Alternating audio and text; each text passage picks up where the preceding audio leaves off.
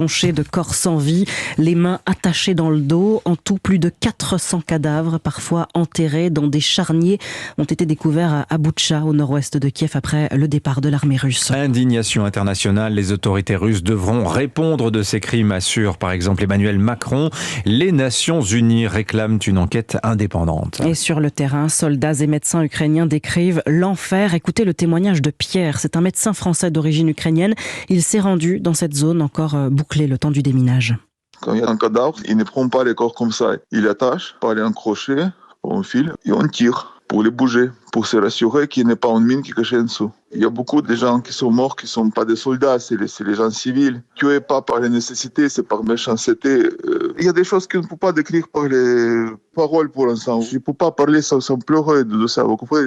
Je suis soldat quand même, je suis ancien légionnaire. J'ai vu beaucoup de choses en fait dans ma vie. Mais quand on voit ça dans le 21e siècle... Voilà, quand on voit ça au 21e siècle, l'émotion de Pierre, médecin français d'origine ukrainienne. La Russie, pour sa part, dément avoir tué des civils à Boutcha.